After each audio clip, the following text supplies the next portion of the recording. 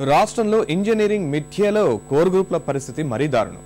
మన ఇంజనీరింగ్ విద్యార్థులు కీలక సబ్జెక్టుల్లో విఫలమవుతున్నారు. ఎలక్ట్రానిక్స్, కంప్యూటర్ సైన్సే సర్వం అనే భ్రమలతో కోర్ సబ్జెక్టుల్లో ప్రతిభ చాటలేకపోతున్నారు. గణితం, భౌతిక శాస్త్రం వంటి సబ్జెక్టుల్లో బానే ఉన్న లాజికల్ థింకింగ్, అనలైటికల్ స్కిల్స్, ఆంగ్ల పరిజ్ఞానం లేమి వారి వెనుకబాటుకు కారణాలుగా కనిపిస్తున్నాయి. ఇంజనీరింగ్ మొదటి 2 ఏళ్లు అన్ని సబ్జెక్టులు పూర్తి చేసిన విద్యార్థుల సంఖ్య 20% దాటకపోవడం విద్యార్థుల్లో మారిన ధోరణికి అద్దం పడుతోంది. సరిగ్గా 12 ఏళ్ల క్రితం రాష్ట్రంలో 100 లోపున్న ఇంజనీరింగ్ కళాశాలల సంఖ్య ప్రస్తుతం 725కు చేరిపోయింది. ఇది అభివృద్ధి అనేకన్నా రాష్ట్రంలో ఇంజనీరింగ్ విద్య తిరోగమనమని చెప్పవచ్చు. దేశంలో 3500 వరకు ఇంజనీరింగ్ కళాశాలలుంటే 5వ వంతు మన రాష్ట్రంలోనే ఉన్నాయి. మెజారిటీ ఆఫ్ ది కాలేజెస్ లో ఇన్ఫ్రాస్ట్రక్చర్ లేకపోవడం ఒకటి. As per college service commissioner of college education there is an increase of 31%. అంటే ఈ ఇంటర్మీడియట్ లో ఎంసెట్ రాసి క్వాలిఫై అయ్యి తర్వాత చాలా మంది అభ్యర్థులు కూడా ఈ బిఎస్సీ బీకామ్ లో చేరడం జరిగింది. Very proverb is your product is good, you can sell. That is the only proverb. Engineering college బాగా ఉంటే ఎప్పటికైనా చేరతారు. అనుమతుల్లో ఉదారంగా వ్యవహరిస్తున్న అఖిల భారత సాంకేతిక విద్యామండలి ఏఐసిటిఈ ఆనక ప్రమాణాల విషయం మాత్రం పట్టించుకుంటే ఒట్టు. దాంతో పైరవీలు చేసి అనుమతులు తెచ్చుకున్న యాజమాన్యాలు విద్యా సౌకర్యాల పరంగా ఘోరంగా విఫలమవుతున్నాయి. AICTE single comprehensive inspection committee గతంలో ఇచ్చిన నివేదిక ప్రకారం రాష్ట్రంలో 10% కళాశాలలే ప్రమాణాలు పాటిస్తున్నాయి. దాన్ని బట్టి మన రాష్ట్రంలో ఇంజనీరింగ్ విద్యా ప్రమాణాలు ఎలా ఉన్నాయో అర్థం చేసుకోవచ్చు. Right? I need practice. The problem is they don't practice. మీరు కావాలంటే వెళ్ళి చూడండి కాలేజీలలో. Nobody practices. And English అనేది unless you practice you cannot learn. You cannot learn a language unless you do mistakes, unless you practice. So that is a real problem. See, ప్రతి చోట, ప్రతి conference లో, ప్రతి ఈవెంట్ లో everybody says students have no communication skills. We look at the following. One, the faculty, infrastructure, తర్వాత their academic record. So based on these parameters then we will take a call whether. రాష్ట్రంలో ఈసారి ఎంసెట్ లో అర్హులైన 2,17,000 మందిలో 1,50,000 మంది మాత్రమే engineering లో చేరే అవకాశాలున్నట్లు అంచనా. దీన్ని బట్టి చూస్తే ఈ ఏడాది సుమారు 2 లక్షల సీట్లు మిగిలిపోనున్నాయి.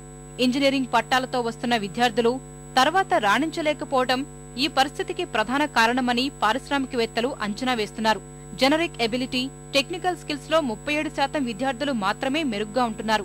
మెకానికల్ ఇంజనీరింగ్, ఎలక్ట్రికల్ ఇంజనీరింగ్ వంటి కోర్ సబ్జెక్టుల్లో విద్యార్థులు వెనకబడుతున్నారు. కంప్యూటర్ సైన్స్ వంటి సబ్జెక్టులతో పోలిస్తే ఘోరంగా ఉంది. ఇతర కోర్సులతో చూస్తే 27% మెకానికల్, 33% ట్రిపుల్-ఈ విద్యార్థులు మాత్రమే ప్రతిభ కనబర్చగలుగుతున్నారు.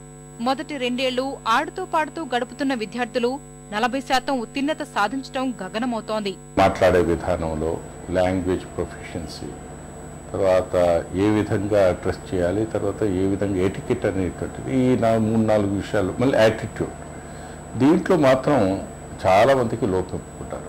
ఇంగ్లీష్ మాట్లాడడంలో మాత్రం చాలా ఇబ్బందికరంగా ఉంది. రెండవది ఈ టెక్నికల్ స్కిల్స్, ల్యాబ్ మీద వాళ్ళు నేర్చుకున్నటువంటి సబ్జెక్ట్స్ మీద కూడా అవగాహన అనేది కూడా చాలా వరకు తగ్గిపోతుంది. ఈ 2 కారణాల వల్ల వాళ్లకు సరి అయినటువంటి జాబ్ ప్లేస్మెంట్స్ అవ్వడం కష్టమవుతుంది. ఇంజనీరింగ్ విద్యనందించే కళాశాలల్లో ప్రధానంగా 7 సౌకర్యాలు తప్పనిసరిగా ఉండాలని ఏఐసిటిఈ నిబంధనలు చెబుతున్నాయి. ఉద్యోగాలిచ్చే కంపెనీలు వీటినే ప్రధానంగా చూస్తున్నాయి. కళాశాలలు మాత్రం తూతూ మంత్రంగా నిబంధనల విషయంలో వ్యవహరిస్తున్నాయి.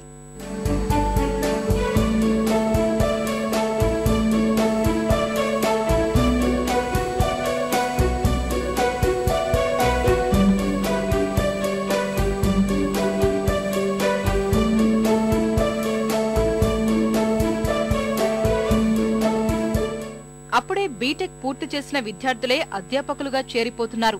ప్రతి ఇంజనీరింగ్ కళాశాలలోనూ కనీసం 5,000 పుస్తకాలు ఉండాలన్నది నిబంధన. రాష్ట్రంలో ఈ పరిస్థితి ఎక్కడా లేదు. భాషా నైపుణ్యాన్ని పెంచే అధ్యాపకులు లేరు. ఇప్పుడు ఎప్పుడైతే కొంచెం బెంచ్ మీద ఎవరైతే ఉన్నారో అట్లా జాబ్ వచ్చి బెంచ్ మీద ఉన్న పీపుల్ ప్రాజెక్ట్ లో ఉన్న పీపుల్ ఎవరిని కూడా రిమూవ్ చేయట్లేదు. బెంచ్ మీద ఉన్న పీపుల్ ని థర్డ్ పార్టీ ద్వారా ఎంక్వైరీ చేయించి, అంటే ఎట్లా రిమూవ్ చేయాలి, డైరెక్ట్ రిమూవ్ చేయడం కుదరదు. యాజ్ పర్ కంపెనీ నామ్స్ ప్రకారం థర్డ్ పార్టీ ద్వారా ఎంక్వైరీ చేయించి వాళ్ళ జెన్యున్ ఎక్స్పీరియన్స్ కాకపోతే రిమూవ్ చేస్తారు. లైక్ ఆల్ ఎంఎన్సీస్ అండి. ఇంజనీరింగ్ విద్యార్థులు ప్రస్తుతం సాఫ్ట్వేర్ ఉద్యోగాలపైనే ఎక్కువ ఆధారపడి చదువులు లాగించేస్తున్నారు. కానీ గతంతో చూస్తే పరిస్థితులు మారాయి. ప్రస్తుతం సాఫ్ట్వేర్ సంస్థలన్నీ నైపుణ్యం లేని విద్యార్థుల పట్ల నిర్దాక్షిణ్యంగా వ్యవహరిస్తున్నాయి. థర్డ్ పార్టీ ఎంక్వైరీతో సరైన అనుభవం లేని వారిని, నైపుణ్యం లేని వారిని తొలగిస్తున్నాయి. సో ఆ రకంగా ఇంజనీరింగ్ గ్రాడ్యుయేట్స్ ఓన్లీ నారాయణమూర్తి గారు ఇన్ఫోసిస్ లోనో లేకుంటే టీసీఎస్ లోనో జాబ్ చేయాలని ఎక్కడా లేదు.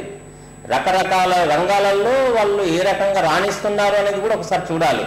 ఇంకా కొంతమంది ఖాళీగా ఉండొచ్చు, బిఏ చదివిన వాళ్ళు కూడా ఖాళీగా ఉండొచ్చు. కానీ ఆ దానికి దీన్ని కొలబద్దగా తీసుకొని ఈరోజు ఏదో క్వాలిటీ తగ్గింది అని చెప్పేసి ఎవరు వాళ్ళ స్పీచ్ల గురించి మాట్లాడిన దాన్ని తీవ్రంగా ఖండిస్తాం. గతేడాది 120 కళాశాలల్లో 100 మంది విద్యార్థుల లోపే ఇంజనీరింగ్ లో చేరారు. 10 కళాశాలల్లో 10 లోపే విద్యార్థులే ఉన్నారు. అయితే రాష్ట్రంలో ఇంజనీరింగ్ విద్య పూర్తి చేసుకున్న విద్యార్థులంతా జీవితంలో స్థిరపడటం లేదని చెప్పటం సరికాదని విద్యాసంస్థల అధిపతుల వాదన. రాష్ట్ర వ్యాప్తంగా ఉన్న 325 ఇంజనీరింగ్ కళాశాలల్లో 15% కళాశాలలకు ఈ ఏడాది కష్టాలు దారుణంగా ఉండబోతున్నాయని విద్యావేత్తలు అంచనా వేస్తున్నారు. ఇకనైనా విద్యాసంస్థలు నాణ్యతకు పెద్దపీట వేయకుంటే మరిన్ని సమస్యలు తప్పవు.